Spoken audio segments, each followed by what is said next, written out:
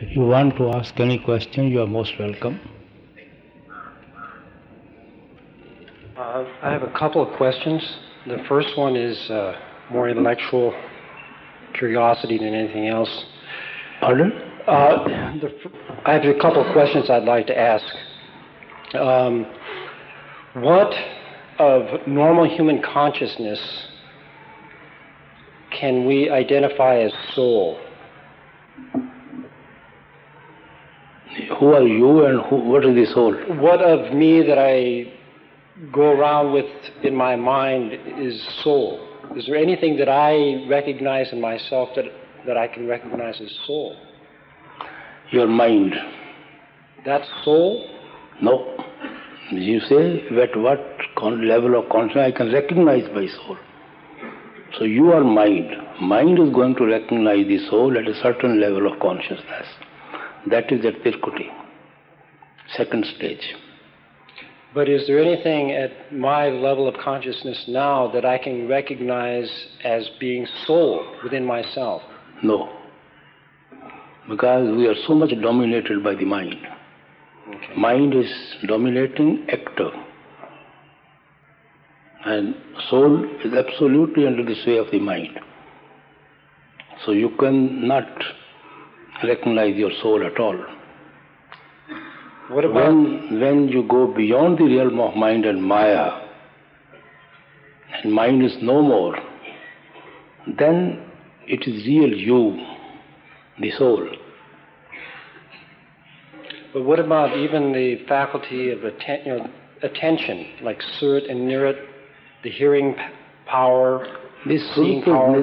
Surat and Nirat, this is a faculty to see of the soul, faculty to hear of the soul, because soul is taken the combination of the mind, association of the mind.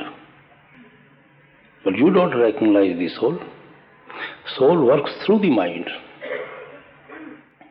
Okay.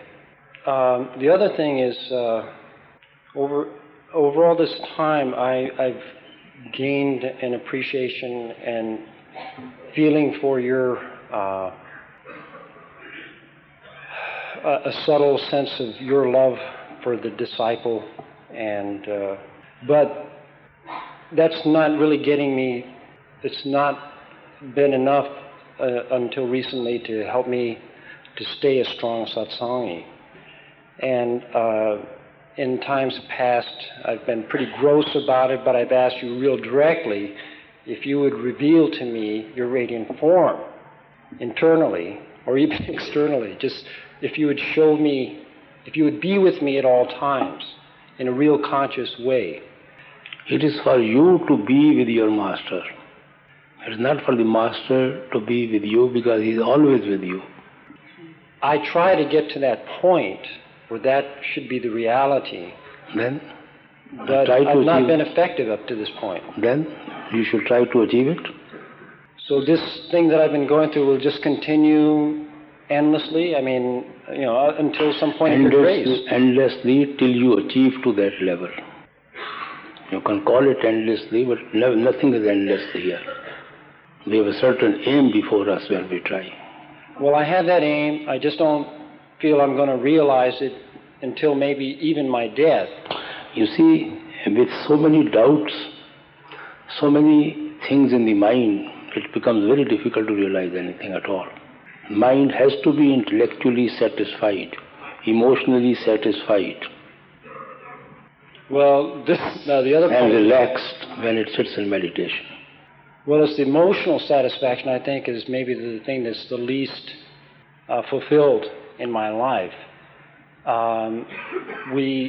In this day and age, you have 1 million disciples. So theoretically, it's impossible to have an intimate relationship with the Master at this level of consciousness. I can't be. It's just not possible for me to be an intimate friend, to have you as an intimate friend in this birth.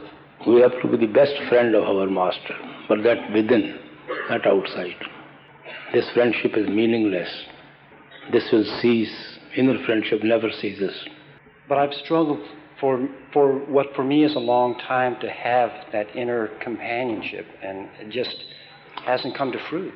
That is what we have to achieve. That is what we have to endeavor for. I know that. I know that.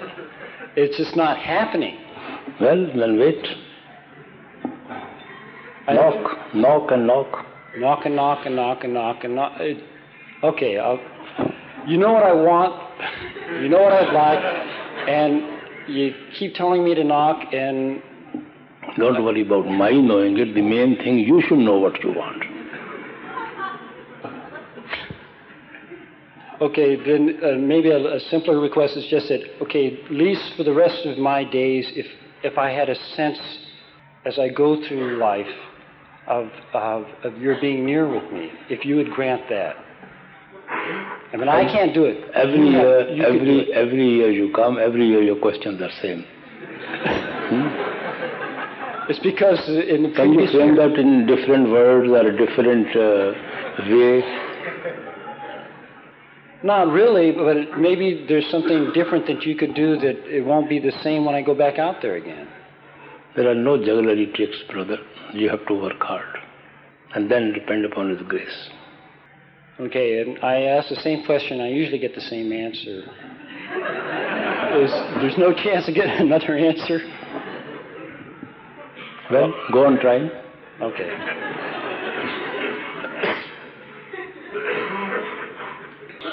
Maharaji, in response to my question yesterday, you mentioned a dead conscience.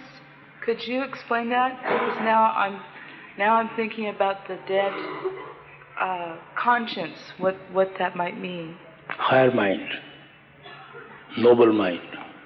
But you said when a conscience is dead, how can a conscience become dead? It means we don't have any higher mind at all. Mind projects in many ways. Consciousness also is a higher mind, noble mind. Mind plays many parts. It pulls us downward, it also warns us what you are going to do is something wrong. Well, what if you do something wrong and you just can't help yourself from doing something wrong? Does that mean your conscience is dead? No, your conscience is not dead. You say something wrong. Conscience duty is only to tell you what's wrong. Now it is your weakness that you cannot control your mind. So conscience is not a bodyguard which is going to stop you. Conscience only to warn you.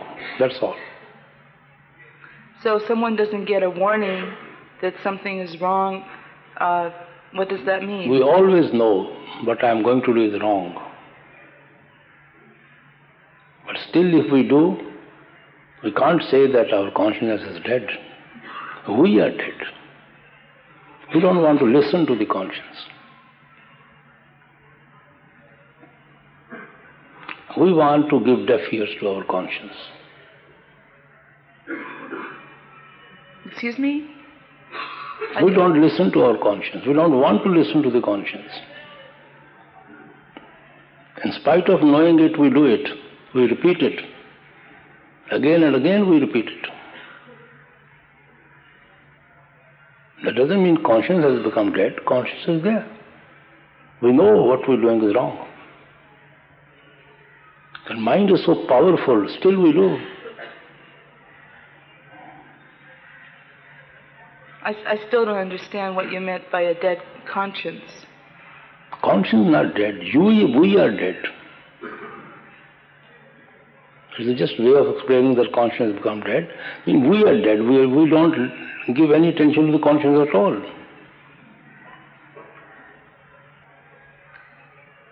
Is it possible for someone to be frightened of their conscience? Frightened? Mm-hmm. It depends upon the individuals. Thank you. Yes. Master? Yes. Christ said, "Knock and it shall be opened." Master said, the door is locked on the inside and Maharaji has the key. Rabia said, "Why do you knock on an open door?" come on through. Tulsi Sahib said, "Why are you so shy?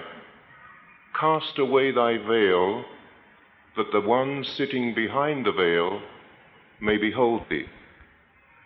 Could you throw some light on these images of the doors and the veil?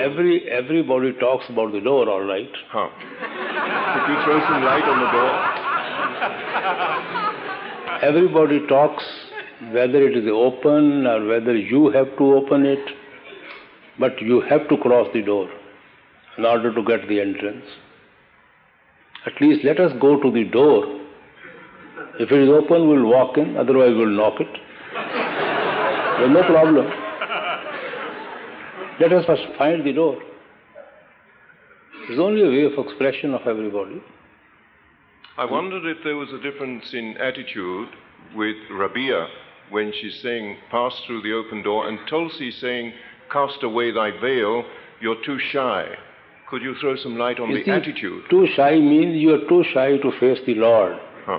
And you are so at home with the senses, with the worldly faces, worldly love, worldly merrymaking, but you are shy to face your own beloved.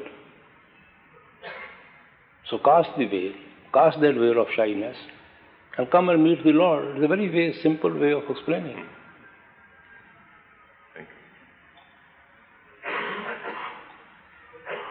Radha Swami Master, my father,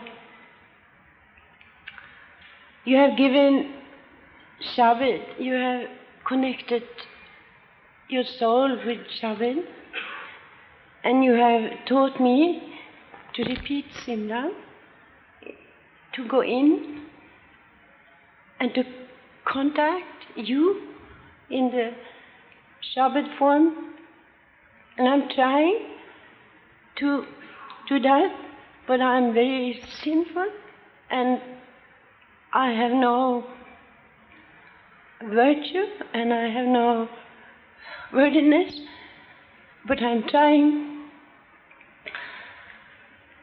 And when I try to do that, to go in,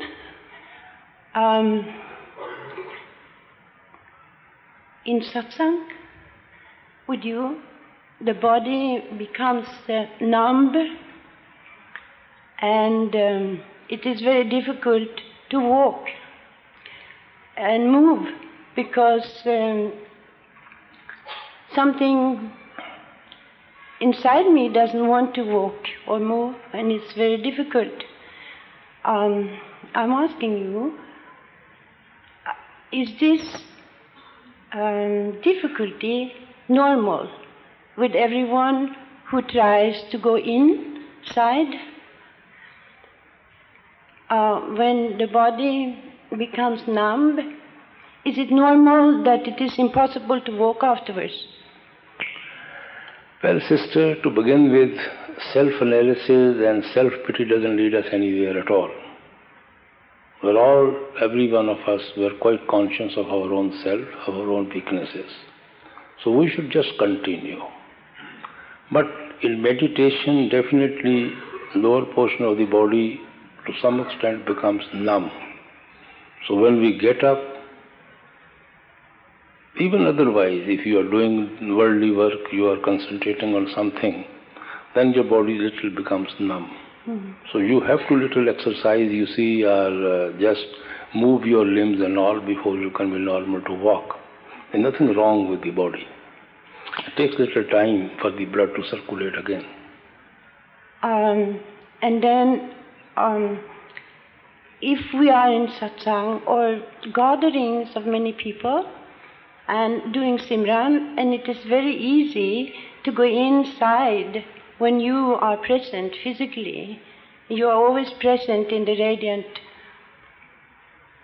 Shabad. But when you're present physically, it is very easy to concentrate, and it takes a long time before one wants to move. Should one just don't do Simran then? Sister, whatever it suits anybody. It varies with individuals. Whatever it suits them. Maharaji, you are always urging us, as I hear you saying, you're always urging us to do this practice as much as we can, wherever we are, whenever we have the moment, the occasion to do it. But in satsang, isn't these gatherings especially for that purpose? Gardening? Gathering, these meetings with you, aren't those arranged so that we shall have spiritual uplift and spiritual...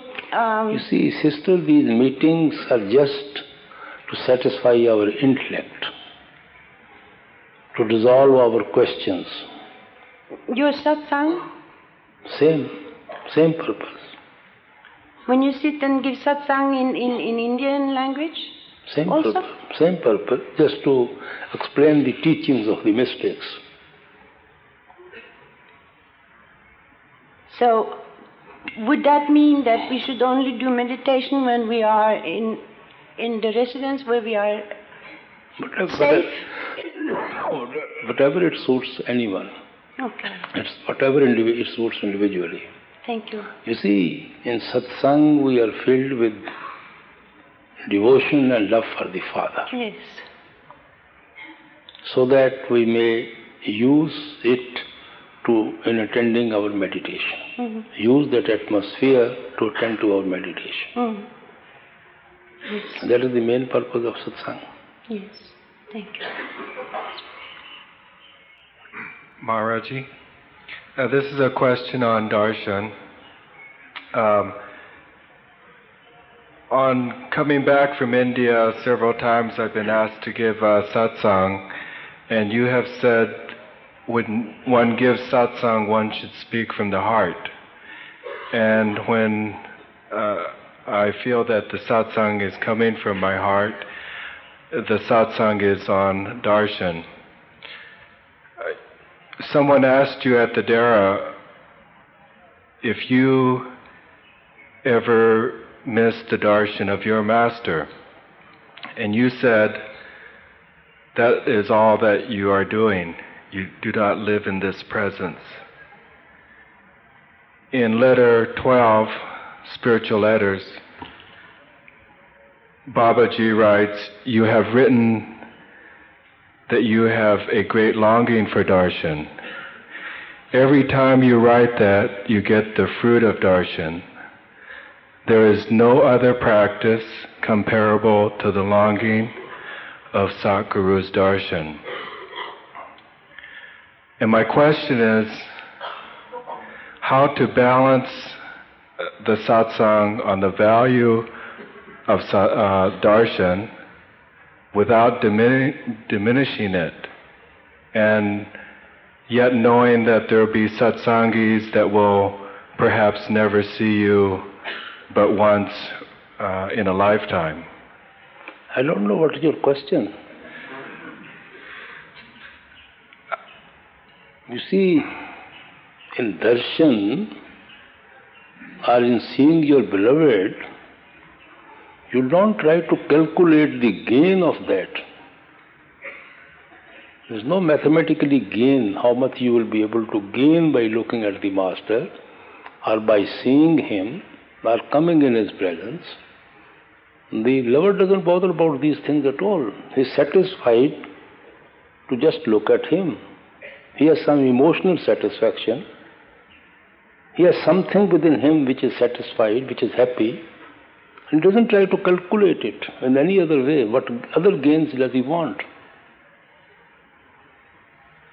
As about giving satsang, this has become, the word is a very, widely used. Actually, you people hold just meetings. And there's no harm in giving any lecture in any meeting. We are all holding meetings. I never call them that I am holding satsang here. We just hold meetings.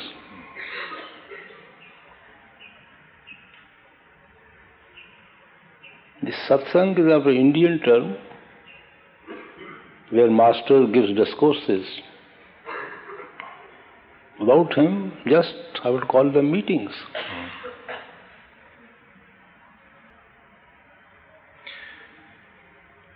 About the value of darshan. Value of darshan, I've just told you.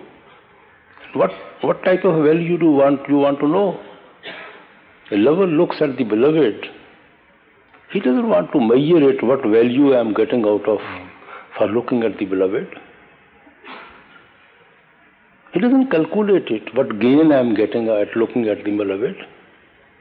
He wants to look at him. He can't help it. It is his helplessness to gaze at him, to look at him, to be in his presence. He doesn't want to calculate mathematically what value he is getting out of it. He doesn't care for any value. Is the longing for darshan the same as meditation? When we sit in the darkness and we long for the darshan, is it the same? When you are sitting in meditation, you should try to meditate. If you will try to thinking about the master, you will also think about all the activities connected with him. God knows where your mind will run from one place to another place to another place. They're just the tricks of the mind to run out.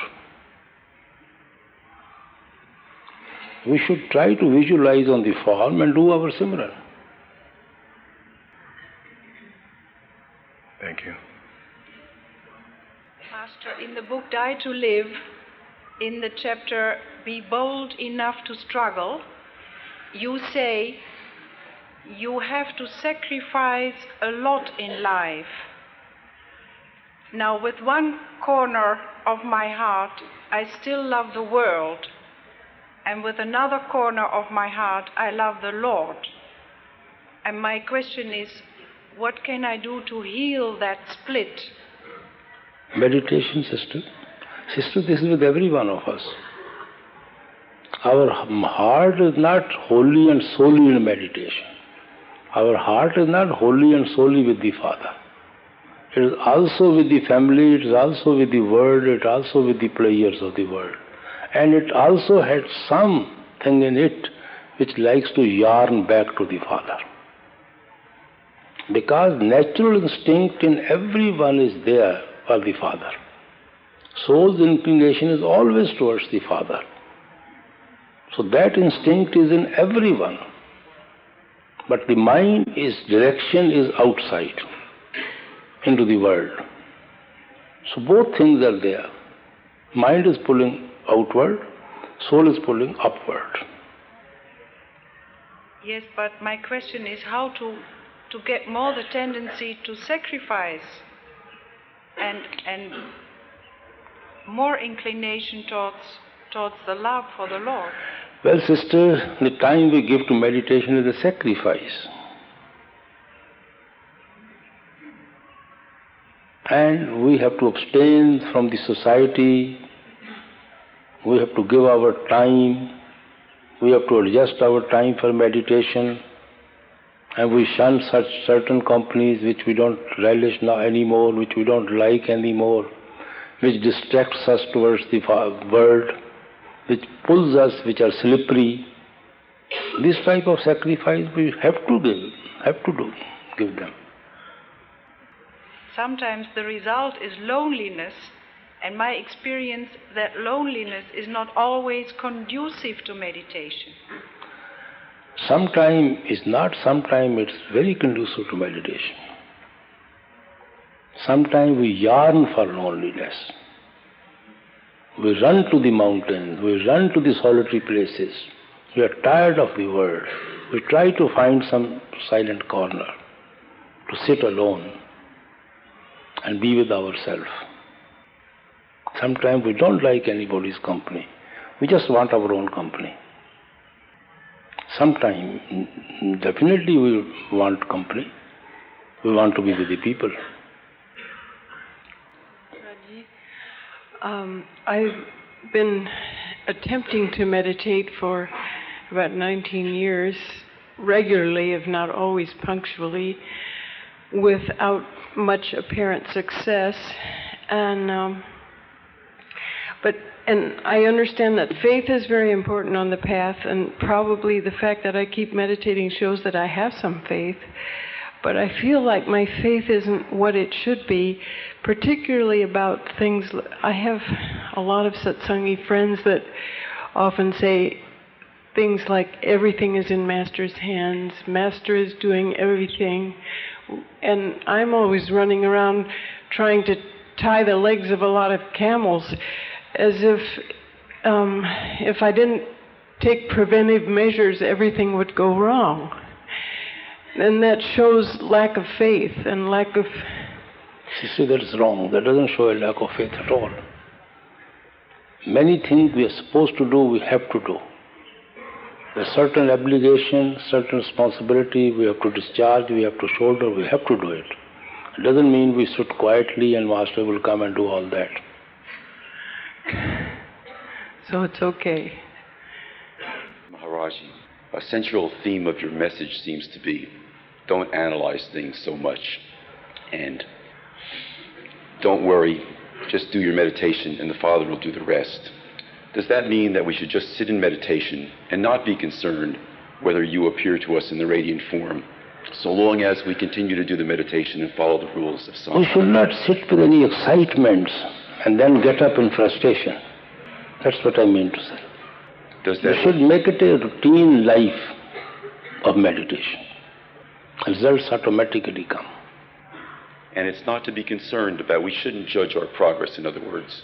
You see, we start too much analyzing ourselves, how much love I have. Now I have no more faith. Yesterday I had too much faith.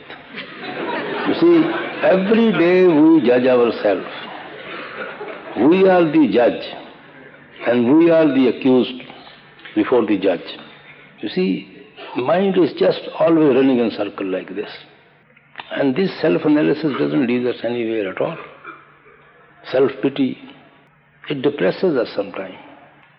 Let him judge. Let him know. Our work is to do our duty. Our duty is to knock. It's for him to open. We can't take on our shoulders his responsibility to open also.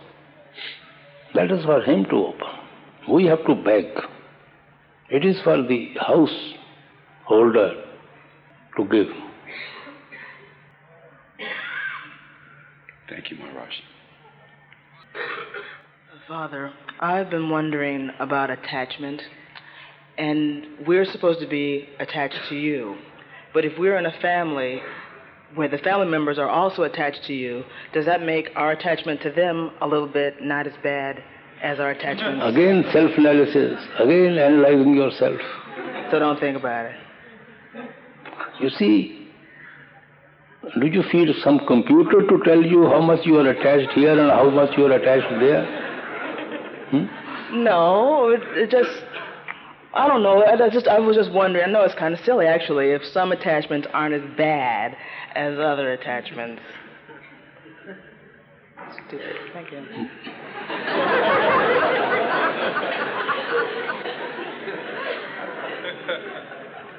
Dear Master, this morning you were talking a lot about Atma and Paramatma, the soul and the oversoul.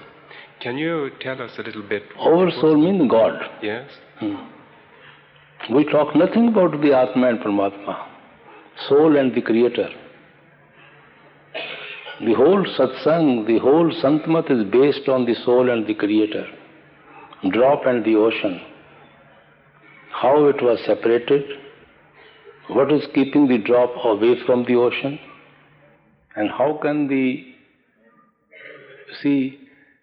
this stagnated water now can evaporate and leave the dirt and can become the cloud and merge back into the cloud and again become a drop, rain, and merge into the sea. This is the whole process which we discuss every day here or there. In different ways, the subject matter is always same. Thank you. I was trying to tell that our relationship with the Father is that of love, that of devotion.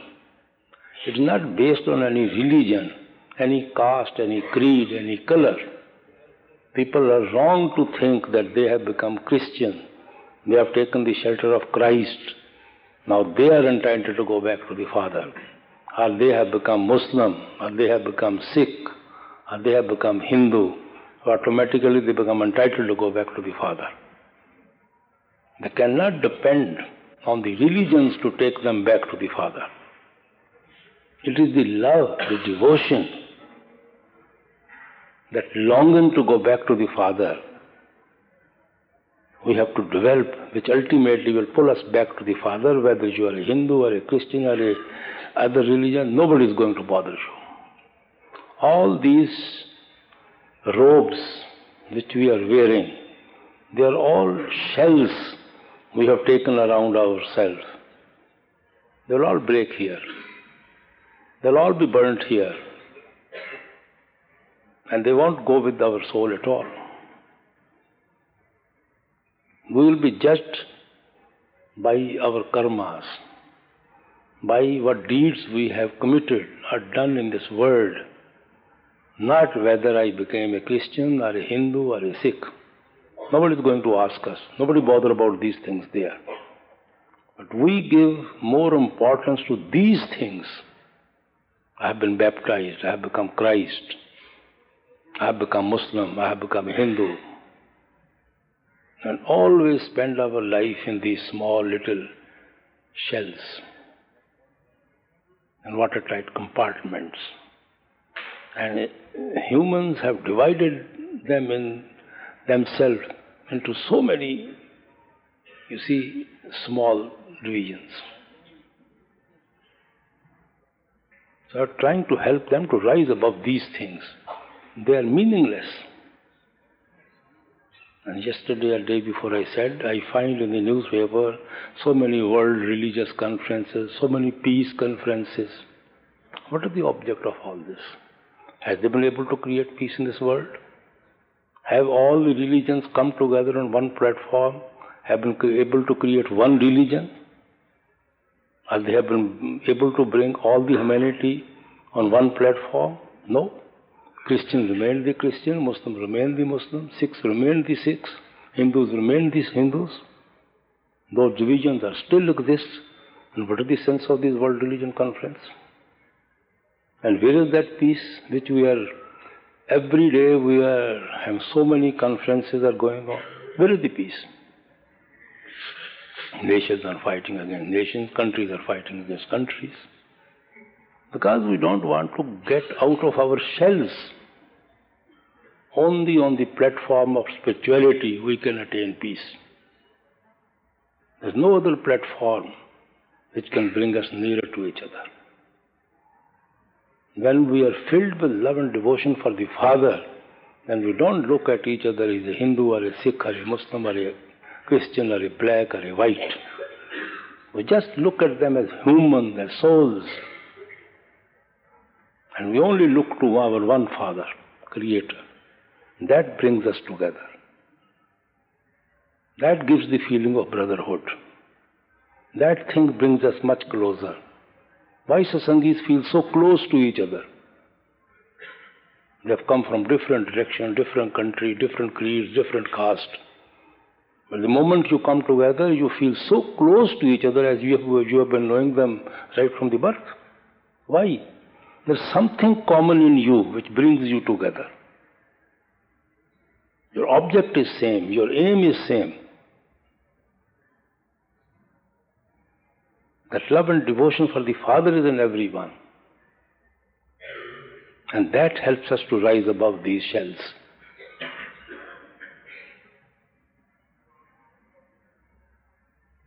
So I was just trying to explain these things. Thank you, Master.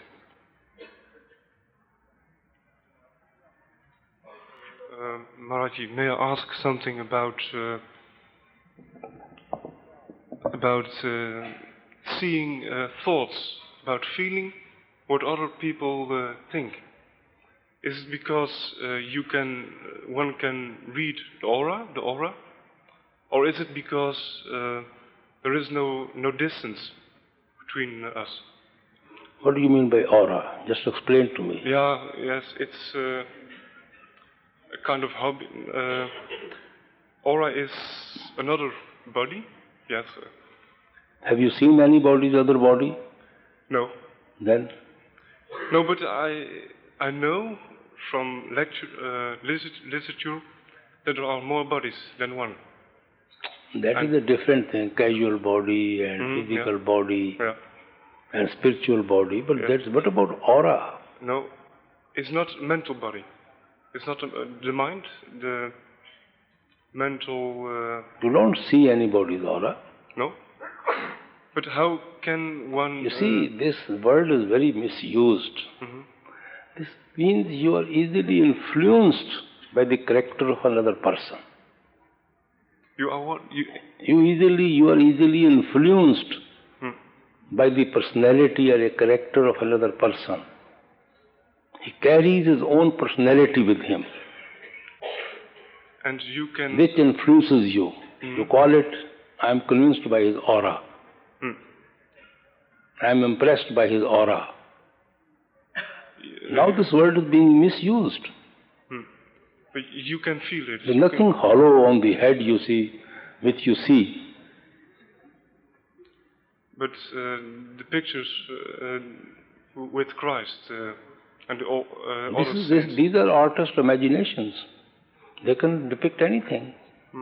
Nobody has seen even Christ. How do they know something light around his head? They have not even seen him.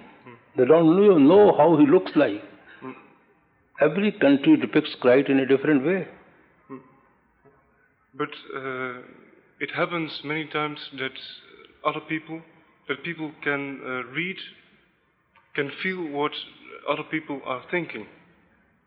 And is it because there is no difference, no distance between everyone? Thought reading is something different, brother. You're confusing. That thought reading doesn't mean that we know the aura of a person. People read your thoughts. Yeah, and that's how do we do it? Or is it? I cannot ask it because on this level and not on the level of. Some people are so intelligent, so blessed by the Lord. One little word we say, they know what we mean, what we want to say. And that doesn't mean that they know their aura. No. And if one has the feeling that one can look through other people, you cannot see their brains or something like that, not blood or something like that. What far we want to see through other people? No, that's you know 100% sure that you can that you know their thoughts. Is it? Supposing if we know another person's thoughts, then what gain is to us? What do we gain by that? It's easy in daily life. That's all. What is easy about it? I know he's thinking ill of me or he's thinking good of me. Then what?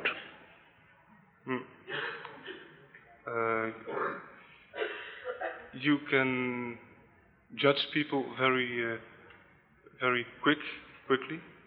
Even then you can be deceived. Yes, it has happened many times. Yes. These things are unnecessary in Santmat. Yeah. Right.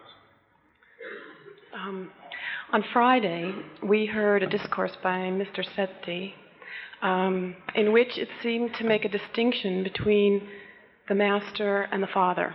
Can you explain this distinction and discuss the relationship of the Master to the Father? Father is Father and Son is Son. You don't know the difference between Father and Son? What relationship you want to know? Well, I was confused. I wasn't sure if there was a distinction between the Master and the Father. Somebody told Christ, "O ye God." He says, "Why call me God? Ye are all gods." Potentially, every soul is a God. It has the potency to become God. We are all sons of the same Father. We have the potency to become one with the Father. Some has become one with the Father, some or other on the process of becoming one with the Father. Okay, what specifically confused me was it seemed like at the end of the discourse, when, I don't know which saint this was, but it was some woman saint, and she was given the choice of to go with the Master or to go with the Father. That is a way of explaining, you see, love and devotion for the Master. There's nothing else. But if you had to choose... That doesn't mean that she doesn't hate, she hates the Lord, or she doesn't like the Father. This is a way of expressing her love for the Master and Lord. Ultimately, they are one and same thing. She says, if I have to pick one, choose one, I'll choose my Master, because if I choose him, I will know the Lord also.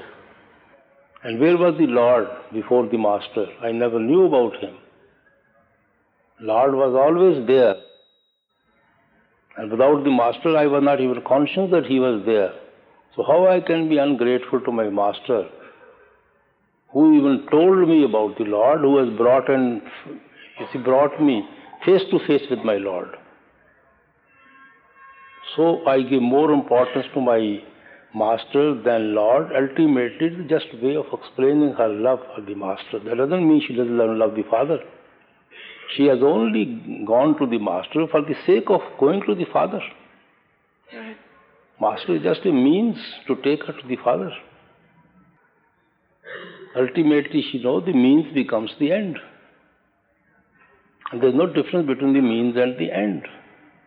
It's just a way of poetic expression, you see. Normally, I don't take this poem with the foreigners at all.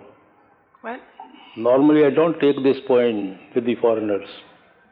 But they just get confused. How can you, is it blasphemy to talk anything against the Lord? But it's nothing blasphemy about it. She loves the Lord as much as anyone else.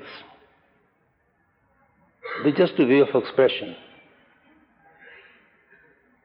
If you read Bulla, he's still bold.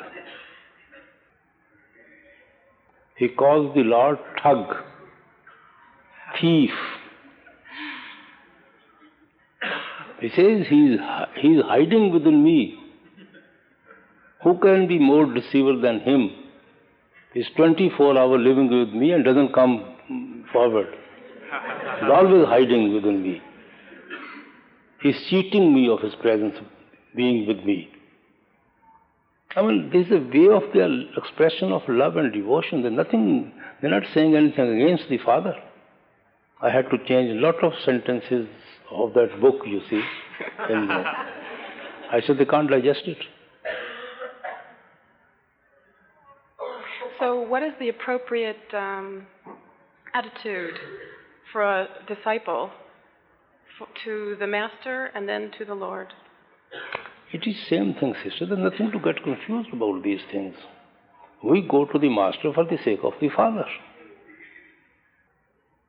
And no Master will tell you that just revolve around me and forget the Father. No Master will tell you that.